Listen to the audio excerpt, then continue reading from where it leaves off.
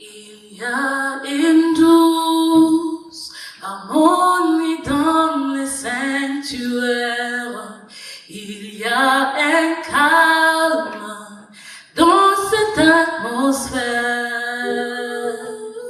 Viens déposer le fardeau que tu portes dans les sanctuaires. Car Dieu est là, il y a une douce, il y a une harmonie dans le ciel. Il y a un calme dans cette atmosphère.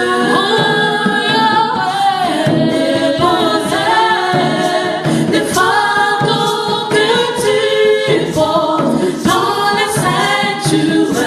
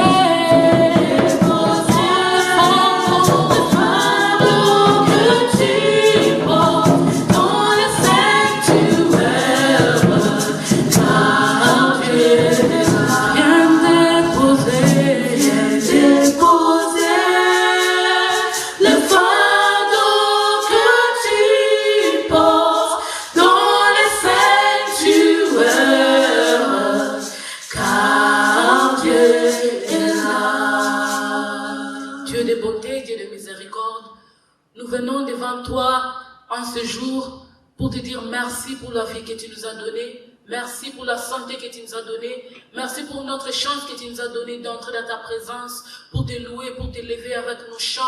Dieu de bonté, nous demandons que pendant ce temps ici, que tu laisses que nos chants, que nos prières, que notre parole, que toutes choses que nous faisons en ce moment puissent te glorifier. Que ça puisse être comme une offrande, Seigneur Jésus-Christ, que nous t'offrons. Yahweh, tout le monde qui nous regarde en ce moment ici, tout le monde qui écoute le son, Seigneur Jésus-Christ, de nos chants, qui écoute la parole que nous partageons, Dieu de bonté, qu'il puisse être béni. Yahweh, que tu puisses nous utiliser, que nous puissions être un instrument que tu utilises, Yahweh, pour reach, Dieu de bonté, toutes les personnes qui nous regardent, pour reach toutes les personnes qui nous attendent de miséricorde. Merci pour cette opportunité que tu nous donnes. Laisse que Dieu de bonté, tu puisses nous laver, que tu puisses nous couvrir, Seigneur Jésus-Christ, que tu puisses enlever les péchés que nous avons commis, Yahweh, que tu ne puisses pas compter ces péchés que tu ne puisses pas compter ces péchés, Dieu de bonté, pour que nous puissions entrer dans ta présence propre, que nous puissions entrer dans ta présence sans les fardeaux, Seigneur Jésus-Christ, qui pèsent sur nous, que ton nom puisse être élevé, que tu puisses être exalté, Seigneur, parce que toi, tu es le Dieu créateur, parce que c'est toi qui nous as donné cette chance d'entrer dans ta présence. C'est là notre prière au nom de Jésus. Nous allons prendre ce moment ici, merveilleux que Dieu nous a donné, pour chanter un cantique de louange, pour montrer la joie que Dieu nous a donnée, pour manifester sa gloire et sa bonté. Jésus ne change pas, Jésus ne change pas, ne change pas, Jésus ne change pas. Il est toujours le même. Jésus ne change pas.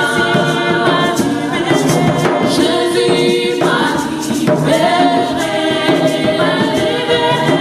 Jésus m'a libéré. Il est toujours le même. Jésus ne change pas. Jésus m'a pardonné. Jésus m'a pardonné. Il est toujours le même. Jésus ne change pas. Chantons Alléluia. Chantons Alléluia. Il est toujours le même. Jésus ne change pas. Jésus m'a transformé. Jésus m'a transformé.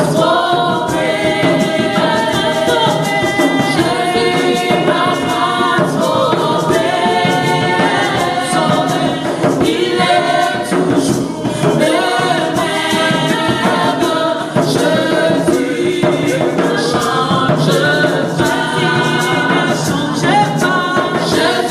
ne change pas. Jésus ne change pas. Jésus ne change pas. Il est toujours le même. Jésus ne change pas. Chantons gloire à Jésus. Chantons gloire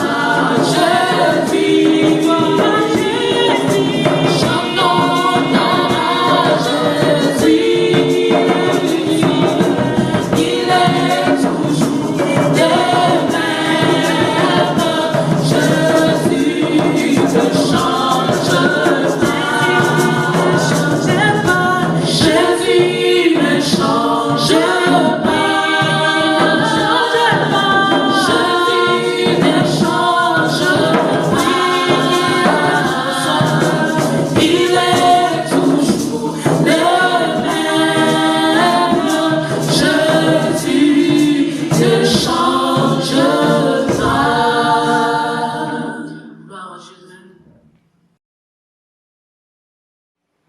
Nous bénissons encore le nom de notre Dieu en cette journée qu'il nous a donné pour le glorifier, pour le louer, pour l'adorer.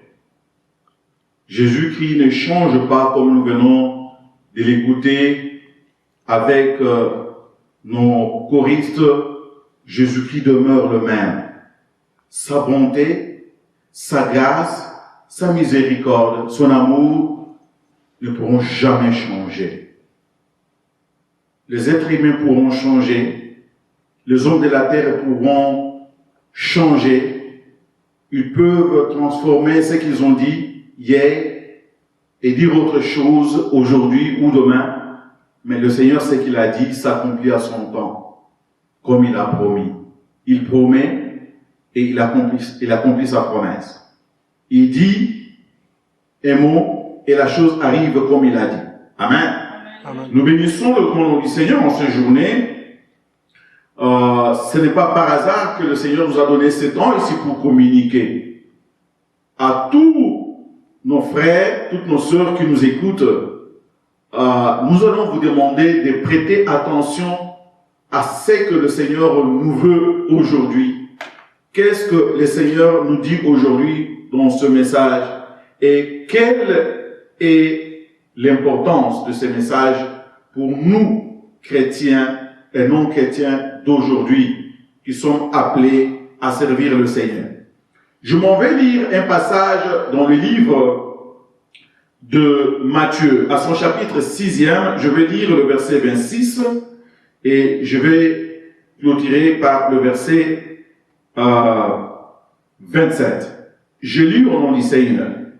Regardez les oiseaux du ciel, ils ne sèment ni ne moissonnent, et ils n'amassent rien dans des greniers. Et votre Père céleste les nourrit. Ne savez-vous pas beaucoup plus que, plutôt, ne valez-vous pas beaucoup plus que, qui de vous, par ses inquiétudes, peut ajouter une coudée à la durée de sa vie? Amen. Ici, nous sommes en train de réciter les paroles de notre Seigneur Sauveur Jésus-Christ écrit dans le livre de Matthieu, son chapitre 26e, chapitre 6e, verset 26 à 27. Le Seigneur, réuni ensemble avec ses apôtres, il voit les tracasseries des hommes, il voit les tracasseries des apôtres. Vous savez que il est de notre habitude, à nous les hommes, quand nous nous réveillons le matin, la toute première chose à nous demander, c'est de quoi nous allons nous nourrir aujourd'hui. Dès la première heure du matin, l'homme commence à se poser des questions. Mais nos questions et notre inquiétude ne se limitent pas tout simplement au problème de nourriture. Nous nous demandons de quoi nous allons nous vêtir. Nous nous demandons où est-ce que nous allons dormir, comment nous allons payer la maison où nous dormons, comment nous allons nous promener. Et nous avons autant de questions que nous posons dans la vie auxquelles nous cherchons des réponses. Jésus-Christ qui connaissait les pensées des hommes et leur inquiétude de toujours, dit à ses apôtres, ça ne sert à rien que l'homme puisse s'inquiéter de sa situation. Parce que l'homme ne s'est pas créé lui-même. L'homme a été créé par Dieu. Et le Dieu qui avait créé l'homme, avant même qu'il l'ait créé, il avait pourvu à sa nourriture, à son habillement et à son logis, là où il devait dormir. Il dit, pourquoi vous devez vous tracasser? Il leur montre l'exemple des oiseaux. Il leur montre l'exemple des animaux. Il dit, ces oiseaux qui sont des créatures que Dieu a créées, qui ne valent pas, qui n'ont pas la même valeur que vous, le Seigneur en prend soin. Si vous les voyez vivre, ne croyez pas qu'ils vivent par eux-mêmes. Ils vivent parce que Dieu prend soin de chacun d'eux. Et Dieu prend plus soin encore de l'homme qu'il a créé à son image et il l'entretient. C'est lui qui vous donne la nourriture parce que vous ne savez pas comment la pluie tombe sur la terre et d'où vient la sémence. Vous ne savez pas comment le soleil éclaire sur la terre. Tout ce que vous vivez, c'est la main de Dieu qui l'accomplit. Alors il dit, ne vous inquiétez pas. Ne vous souciez de rien. Pourquoi? Parce que par votre souci, par votre inquiétude, il n'y a aucun d'entre vous, homme de la terre, qui peut ajouter une seule coudée. En d'autres termes, une seconde à la durée de sa vie. Même pas une tiercée à la durée de votre existence. Ici, Jésus-Christ avait tout dit. Mais si on vous dit que vous ne pouvez même pas ajouter une seule coudée à la durée de votre vie, pas même une minute ou une seule tiercée, qu'est-ce que vous pouvez faire d'autre si vous êtes incapable? Si l'homme est incapable d'augmenter, de dire, bon, je veux vivre aujourd'hui, ne fût-ce qu'une minute de plus par rapport à ce que Dieu m'a donné, quoi autre vous pouvez faire de votre vie? Quelles sont les raisons, les motifs aujourd'hui des chrétiens de ne pas s'étonner au travail qu'ils font pour Dieu? Pourquoi les églises se vident? Pourquoi les hommes préfèrent aller à d'autres activités de leur vie que servir le Seigneur? Tout simplement parce qu'ils sont inquiétés de leur vie. Tout simplement parce que quelqu'un croit que si il ne part pas au supermarché pour acheter, s'il ne part pas travailler le jour du dimanche, s'il ne part pas à Dubaï, à Bangkok, au Japon, pour aller acheter des biens, pour revendre, et ça t'appelle de l'argent, il ne pourra pas vivre. Les étudiants croient que si ils ne sont pas partis à l'université, ils ne gagneront jamais la vie. Mais le Seigneur nous pose la question, vous vous tracassez bien. Mais alors, qu'en est-il de votre vie? Si je la prends tout de suite, serez-vous capable d'y ajouter ne fût-ce qu'une minute? Il a dit à Paul, quand il s'est tracassé pour aller faire le travail du judaïsme, il lui demande, mais maintenant que tu es cloué par terre, pourras-tu bouger d'un seul doigt? Et Paul n'avait rien à répondre. Il dit, pourquoi tu es en train de persécuter mon église? Paul dit, mais toi c'est qui, Seigneur, que je persécute? Le Seigneur lui dit, c'est moi, le Seigneur de Jésus-Christ, que tu es en train de persécuter. Est-ce que nous ne sommes pas en train de persécuter, nous aussi, l'église du Seigneur aujourd'hui, en négligeant l'œuvre que Dieu a mis en nous, pour que nous puissions l'accomplir comme il se doit, ou bien nous l'accomplissons avec une grande négligence? Aujourd'hui, la plupart des messages dans les églises tournent tout autour du Covid-19. Et les gens ont peur de cette maladie. Ils s'inquiètent et se demandent, avec la récession qui vient de frapper la terre tout entière, quelle sera notre vie le lendemain? Aujourd'hui, tout le monde est en train de refaire des calculs pour savoir quel sera le lendemain.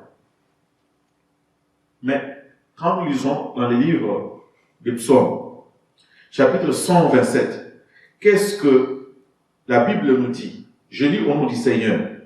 Je lis le premier verset et le deuxième verset du psaume 127. Il nous dit ceci. Si l'Éternel ne bâtit la maison, ceux qui la bâtissent travaillent en vain. Si l'Éternel ne garde la ville, celui qui la garde veille en vain. En vain, vous levez-vous matin, vous couchez-vous tard et mangez-vous le pain de douleur. Il en donne autant à ses bien-aimés pendant leur sommeil. Amen. Amen. Dieu dit, c'est en vain, ça ne sert à rien que vous puissiez discuter, que vous puissiez chercher, que vous puissiez vous tracasser, que vous puissiez suer. Vous partez tôt le matin. Vous rentrez tard le soir, fatigué, agacé. Mais sachez que il y a mes bien-aimés, il y a des gens que moi, le Seigneur, je considère, qui quand ils dorment encore, j'ai déjà pensé à ce qu'ils vont manger, j'ai déjà pensé à ce qu'ils vont boire, j'ai pensé à leur logis, à leur loyer. Je connais comment ils vont vivre. À ceux qui aiment le Seigneur, à mes bien-aimés. Qui sont les bien-aimés du Seigneur? Est-ce que tu es le bien-aimé du Seigneur? Est-ce que tu fais la volonté du Seigneur? Est-ce que tes tracasseries t'ont-elles donné une réponse à ce que tu cherches?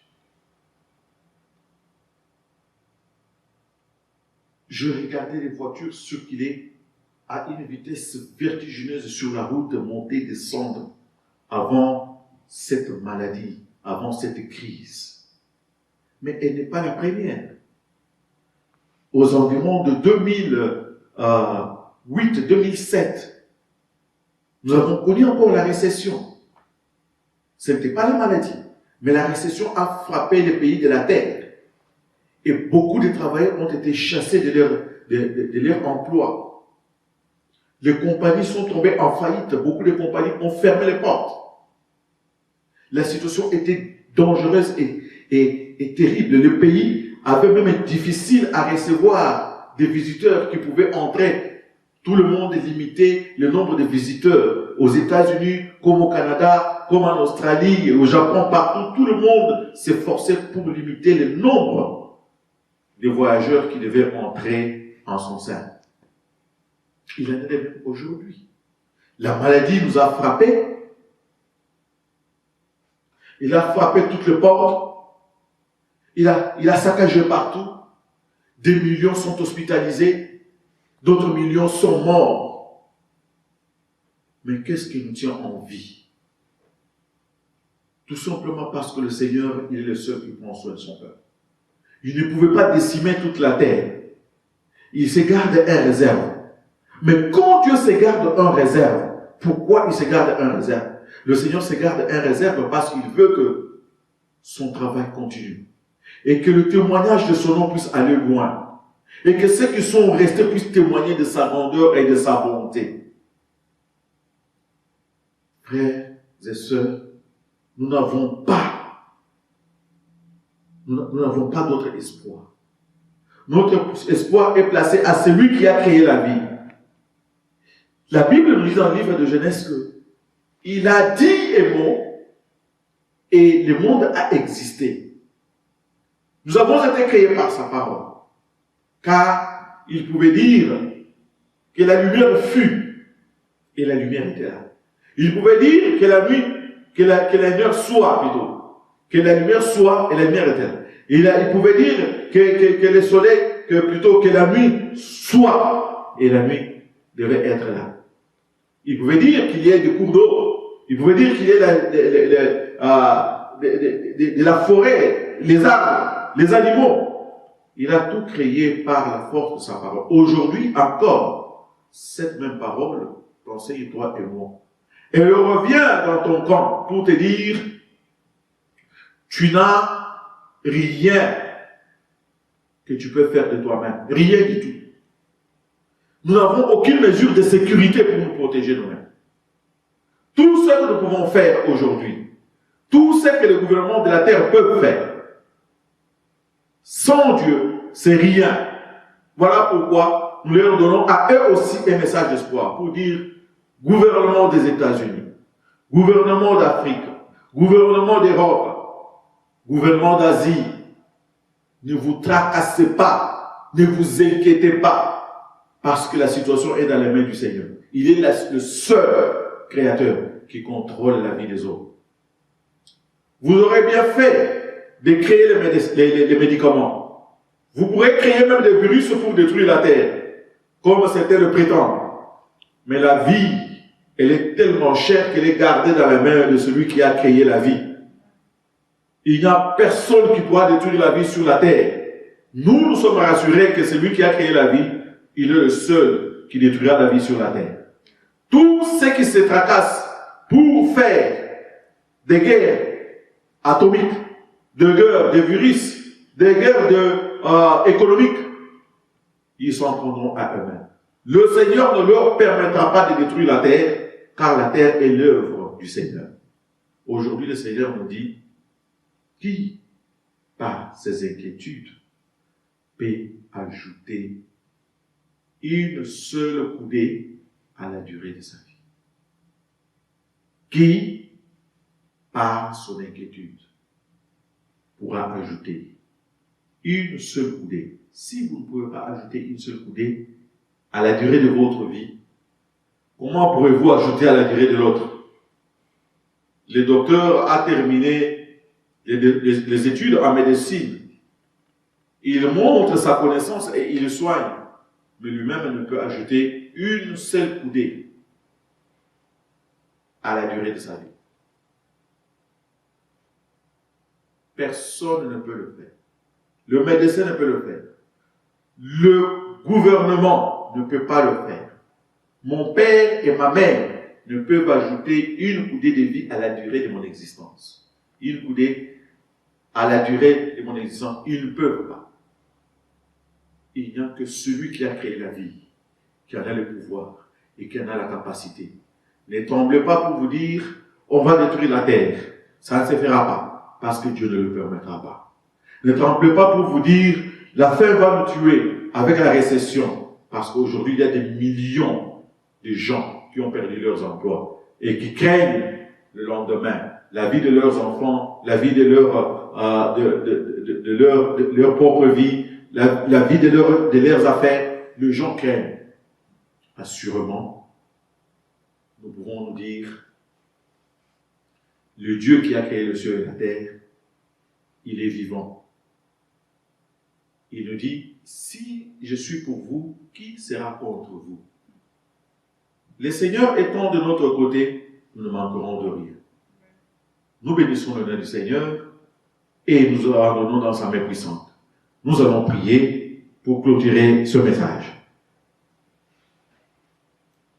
À toi, le Dieu grand, le créateur des cieux et de la terre, celui qui a donné la vie et qui l'a établi sur la terre, car autrefois tu disais que la terre soit, et elle fut. Tu es capable, Seigneur, aujourd'hui encore. Nous comptons sur toi. Quand, Seigneur, nos cœurs se troublent, tu as dit aux apôtres que vos cœurs ne se troublent pas. Croyez en moi et croyez en Dieu. Ô Père, aide-nous à croire en toi, à t'accepter comme notre Seigneur et notre Sauveur, à marcher dans ta volonté tous les jours de notre vie, à tourner notre regard vers le ciel d'où viendra notre secours en temps de danger. Nous te disons merci, Seigneur, pour la parole que tu as mise en nous aujourd'hui, en nous disant ne vous tracassez de rien, ne vous inquiétez pas, car vous ne pouvez rien pour votre vie, si ce n'est moi, votre Dieu et votre Seigneur. Nous bénissons ton nom, Seigneur. Nous te louons et te rendons gloire au nom de Jésus-Christ, notre Seigneur et notre Sauveur. Amen.